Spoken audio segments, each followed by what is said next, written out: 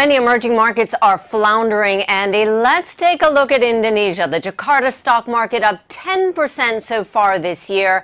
Analysts and investors pretty excited about the upcoming election. There's a new guy on the block. People think it's going to herald a big change. His name is Joko Widodo, better known as Jokowi. Is it really going to change things, though? Well, Tara, what I am arguing is that the election may not answer the investors' prayer.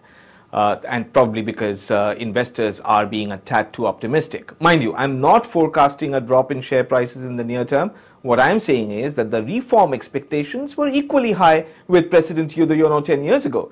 But those reforms never really materialized. Now, Indonesia, we must accept, is a messy parliamentary democracy. Now, to pin hopes on one man, even if he's the president, can lead to eventual disappointment, however well-meaning Jokowi might be. Now, what will be important, therefore, is just what kind of control on parliament his party, Jokowi's party, PDIP, will have. Now, that we will come to know next month. Politics, interesting, important. Joko, a very populist man who might change things if he's elected. But commodities, that's what it's about in Indonesia when it comes to the economy. And we all know that China's slowing down, so demand is shifting as well. It does beg the question why Jakarta stocks are so high. Yes, Tara. Now, Chinese demand is indeed important and it is indeed slowing.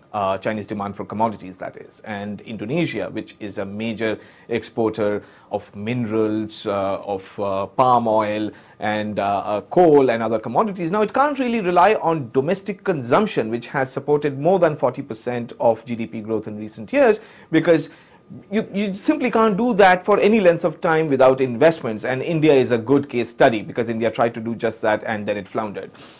Because what happens is that when you do that, you basically prop up consumption with wage growth running faster than productivity growth, and that's inflationary. And we do know that just like in India, inflation expectations in Indonesia too aren't always well anchored. So improving the investment climate, I beg your pardon, is absolutely essential.